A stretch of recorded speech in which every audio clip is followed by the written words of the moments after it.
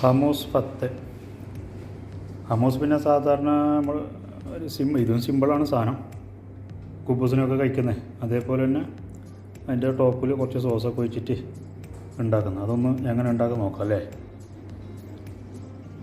Hi friends, എല്ലാവർക്കും ഇന്നത്തെ പുതിയ വീഡിയോയ്ക്ക് സ്വാഗതം. അപ്പോൾ ഇത് നമുക്ക് ആദ്യം കുബൂസ് ആവശ്യമുണ്ട്. കുബൂസ് ഇതേപോലെ കട്ട് ചെയ്തിട്ട് എടുത്തിട്ടുണ്ട്. അതൊന്ന് ഫ്രൈ ചെയ്ത് വരട്ടെ. കുബൂസ് നല്ല വലിപ്പമുള്ള കുബൂസ് ഉണ്ടല്ലോ, അത് എടുക്കാൻ നല്ലതാണ്, വെച്ചാൽ കട്ടി കുറവാണ്. അതൊന്ന് ഫ്രൈ ചെയ്ത് വരട്ടെ. അപ്പോൾ അതിലേക്കുള്ള സോസ് ഒന്ന് റെഡിയാക്കാം അല്ലേ. അപ്പോൾ ഇതിലേക്ക് നല്ല കട്ടിത്തൈരാണ്. കട്ടിത്തൈര് 1.5 കപ്പ് 2 കപ്പ് ചേർക്കുന്നുണ്ട്. അപ്പോൾ നമ്മൾ എത്ര യൂസാക്കുന്നു, എത്ര സൈസ് പ്ലേറ്റ് എടുക്കുന്നു അതിനനുസരിച്ച് സോസ് റെഡിയാക്കാം. അപ്പോൾ ഒന്ന് ഇളക്കി വരട്ടെ. കട്ടിത്തൈര് അതുകൊണ്ട് ഒന്ന് ഇളക്കി വരാം. അപ്പോൾ അതിലേക്ക് ചെറുനാരങ്ങ നീര് 1 ടേബിൾ സ്പൂൺ ചേർക്കുന്നുണ്ട്. അപ്പോൾ തൈരിനും കൂടി ചേർക്കുന്നുണ്ട്. കുറച്ച് തൈര് കുറച്ച് ലൂസായിരുന്നെങ്കിൽ കുറച്ച് കൂടുതൽ ചേർക്കേണ്ടി വരും.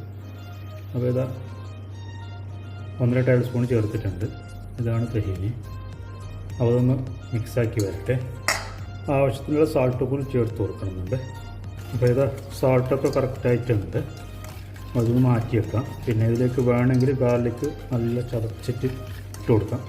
ഗാർലിക്കിൻ്റെ ടേസ്റ്റ് ഇഷ്ടപ്പെടുന്നുണ്ടെങ്കിൽ ചേർത്ത് കൊടുക്കാം. ഇതൊന്ന് മാറ്റി വെക്കട്ടെ. അപ്പോൾ അടുത്തത് സെർവ് ചെയ്യാനുള്ളൊരു പാത്രം എടുത്തു വെക്കാം. ഒരു ഡിഷിലേക്ക് ആദ്യം കുബൂസ് ഇതാ നേരത്തെ ഫ്രൈ ചെയ്തെടുത്തിട്ടുണ്ട്.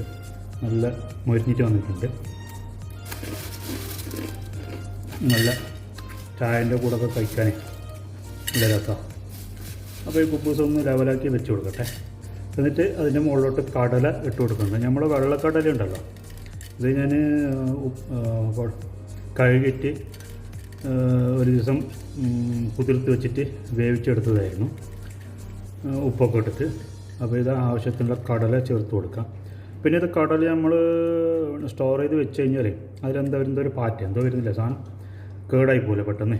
നമ്മൾ ഇവിടുന്ന് പാക്കറ്റ് കിട്ടും, നാട്ടിൽ നിന്ന് കിലോ കണക്കിന് കിട്ടും. അതുകൊണ്ടിട്ട് നമ്മൾ ഒരു ബോട്ടലിലോ ഇവിടെ വെച്ച് കഴിഞ്ഞാലല്ല, ഫ്രിഡ്ജിൽ വെക്കേണ്ടി വരും. പുറത്ത് വെച്ച് കഴിഞ്ഞാൽ അതിൽ എന്തെങ്കിലും വന്നിട്ട് നാശമായി പോകും, പിന്നെ കളയേണ്ടി വരുന്നല്ലേ. അപ്പോൾ ഇതാ കടല ആവശ്യത്തിന് ഇട്ട് കൊടുത്തു. ഞാനെന്ത് ചെയ്യുന്നത് വെച്ചാൽ കടല വേവിച്ചിട്ട് ഇങ്ങനെ വെച്ച് വെള്ളമൊക്കെ ഊറിയതിന് ശേഷം ഒരു കവറിലാക്കിയിട്ട് ഫ്രീസറിൽ സ്റ്റോർ ചെയ്ത് വെക്കും. അപ്പോൾ ആവശ്യമുള്ള സമയത്ത് ഫ്രീസറിൽ നിന്ന് എടുക്കുക, നമ്മൾക്ക് ഭക്ഷണം ഉണ്ടാക്കാം. എന്താ വേണ്ടത് ഉണ്ടാക്കാൻ പറ്റും പെട്ടെന്ന്. അല്ലെങ്കിൽ ഇങ്ങനെ വെച്ച് കഴിഞ്ഞാൽ കുറച്ച് കഴിയുമ്പോൾ ഇതിൻ്റെ അകത്ത് എന്തെങ്കിലും വന്നിട്ട് കേടാവുള്ളൂ. അപ്പോൾ അടുത്ത് അതിൻ്റെ മുകളിലേക്ക് ഒന്ന് സോസ് ഒഴിച്ച് കൊടുക്കാം അല്ലേ.